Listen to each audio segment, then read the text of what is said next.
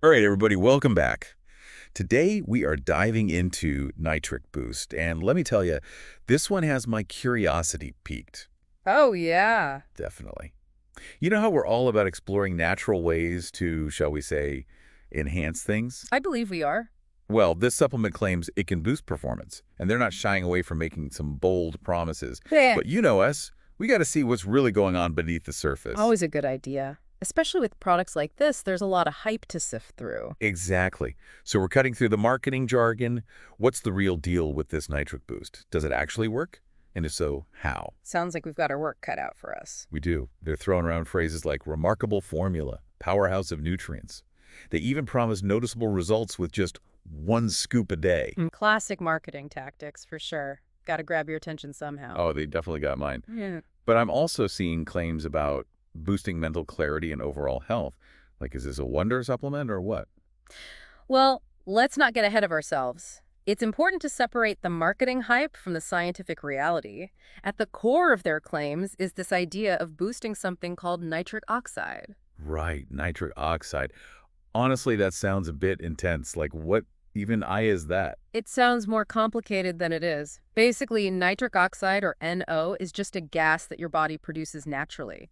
Think of it like a messenger molecule. A messenger molecule. Yeah, it tells your blood vessels to relax, which then allows for increased blood flow.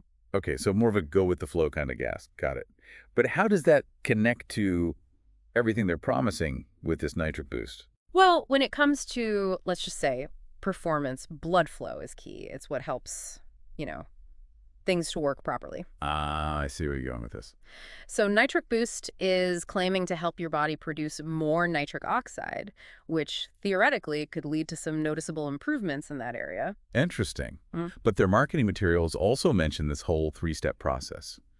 Something about nitrates and amino acids. Oh, yeah. They lay it out like this. Step one, you got to convert the nitrates from foods like beetroot into nitric oxide. Then add in some amino acids, the building blocks of protein, which are also involved in NO production. And finally, they claim that antioxidants boost something called nitric oxide synthase, which is an enzyme involved in the process. Okay, so they're really trying to make it sound sciencey. Right.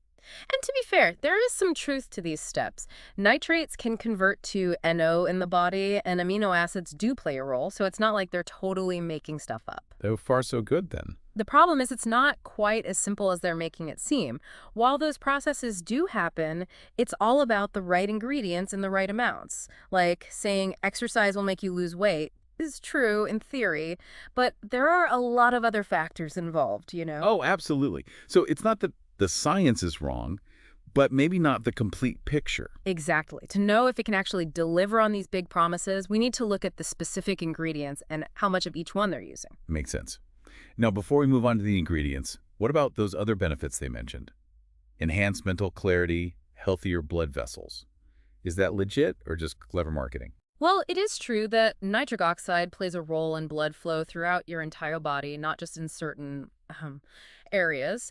So, in theory, better blood flow to the brain could lead to better cognitive function, and healthier blood vessels are always a good thing. So it's not totally out there. Exactly. But, and this is important, correlation doesn't equal causation. Just because NO is involved in those processes doesn't mean popping a nitric boost pill will magically make you sharper and healthier. This is already getting really interesting. They're using this language that sounds all scientific, but as we're learning, the details are what really matters.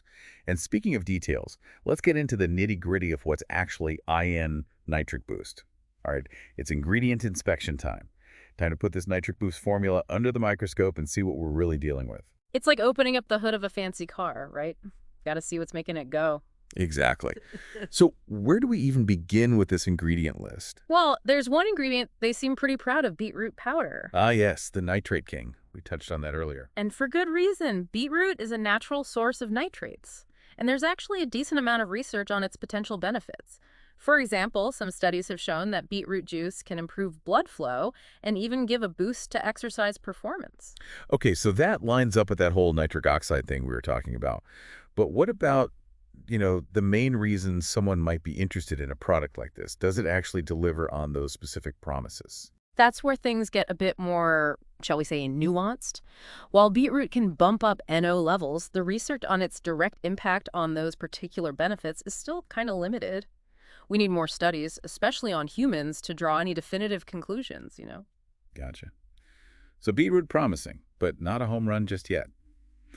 Now, I got to ask about the next ingredient on the list because, well, I can't get past the name horny goatweed. Are they serious with that one? Laugh softly. I have to admit, it does grab your attention. But believe it or not, there's actually some science behind the silly name. Horny goatweed has this compound called icarin, which has popped up in some early studies with some intriguing results. Okay, color me intrigued. What's so special about this carrion stuff? Well, it seems to work in a similar way to some of those medications prescribed for, let's just say, performance issues. Basically, icorian inhibits an enzyme called PDE5, which helps regulate blood flow. And by inhibiting PDE5, icorian could potentially increase blood flow to, you know, be beneficial in certain situations. Interesting. So it's like a more, I don't know, natural way of achieving a similar outcome. That's the general idea. But we got to be careful here and emphasize that the research on icorian is still super early. Most of the studies have been done on animals or small groups of people. So we need way more robust human trials to confirm if it's actually effective and safe for this specific purpose. Right. Always got to be cautious, especially with something like this. So what else are we working with here? What other ingredients are in the mix? Next up, we've got L-arginine. It's an amino acid that our bodies use naturally to produce nitric oxide. Okay, so this one ties directly into that whole NO boost they keep mentioning. Exactly. But here's the catch. Just because you take more L-arginine doesn't automatically mean your body's going to magically churn out more NO. There are other factors at play in that process. Simply supplementing with one piece of the puzzle might not be enough to create the whole picture. So it's like they're giving you a single ingredient and saying, here, this is going to solve everything, but our bodies are way more complex than that. Exactly. Now, another ingredient you might recognize is ginkgo biloba. It's a pretty popular supplement. You've probably seen it marketed for memory and focus. Oh yeah, ginkgo biloba. I've definitely heard of it. But does it actually work for that stuff? Asking for a friend. Tackles.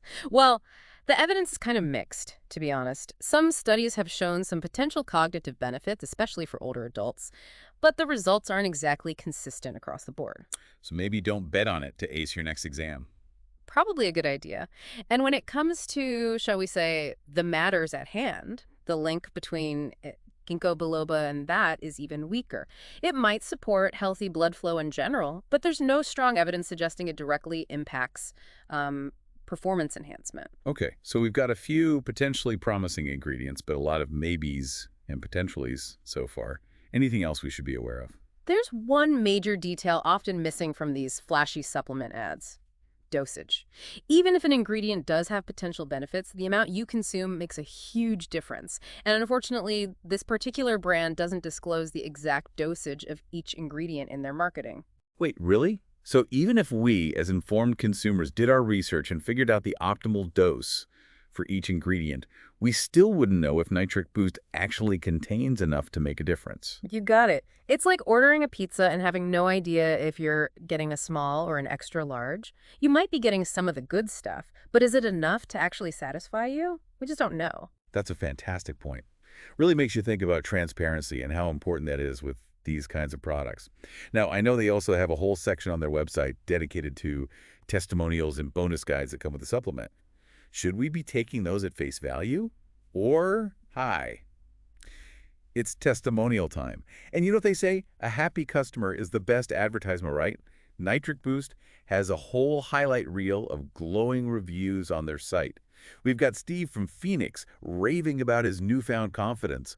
David from Houston saying it's like he's rediscovered the spark in his marriage. Man, they're really pulling out all the stops. They definitely know how to spin a good yarn. But that's exactly what these testimonials are, stories. While they might be persuasive, we got to remember they're anecdotal, not scientific proof. Okay, so what you're saying is, What I'm saying is we're only getting a very specific and controlled glimpse. Did these guys make other changes in their life at the same time? Were their experiences typical? Or are we just seeing the best of the best cherry-picked to make the product look good? There's really no way to know for sure. yeah, I guess they're not going to highlight the negative reviews, are they? Exactly. It's like judging a restaurant based solely on its 5-star reviews. You're missing out on the full picture, the potential downsides. Plus, there's always the placebo effect to consider. It's a placebo effect. Yeah, sometimes just believing something works can actually lead to perceived improvements. The power of the mind is a real thing. That's a really good point. Our brains can be pretty easily tricked sometimes. Okay, so maybe take those testimonials with a grain of salt. Now, they also offer these bonus guides, like a Nitric Boost Blueprint and a Marathon Man Stamina Guide. I gotta be honest, some of this is starting to sound a little over the top, even for me. Yeah, they definitely love those catchy phrases. But to be fair, these guides might have some genuinely useful tips. Maybe they talk about things like diet, exercise, stress management. All that stuff contributes to overall well-being, right? True, true. So not necessarily a bad thing, but probably not the magic solution they're making it out to be either. You got it. It's all about approaching it with a critical eye. Take the info, see what makes sense for you, but don't feel like you need to restructure your entire life based on a supplement company's bonus guide. Solid advice as always. Okay, we've covered a lot of ground in this deep dive. We've got Nitric Boost claiming to increase levels of this nitric oxide for better performance. We've looked at the ingredients, some more promising than others, and of course we've unpacked the marketing tactics at play. So for our listener who's trying to make an informed decision here, what's the bottom line? Here's the thing. Nitric Boost isn't completely off base. Nitric oxide IS, important for sexual function, and some of their ingredients DO have the potential to have an effect there. But here's the catchback. The lack of transparency about their dosages, the over-the-top marketing, and those anecdotal testimonials, all those things add up to a big old question mark for me. So not a total write-off, but not a guaranteed slam dunk either. Exactly. Think of this deep dive as less about this one specific product and more about equipping you with the tools to critically evaluate ANY supplement or health product out there. I love that. Knowledge is power, right? We're all about empowering our listeners, not telling them what to think. Exactly. Ask questions. Do your research. Don't be afraid to dig a little deeper and come to your own conclusions. This has been incredibly eye-opening. Thanks for breaking it all down for us. Anytime.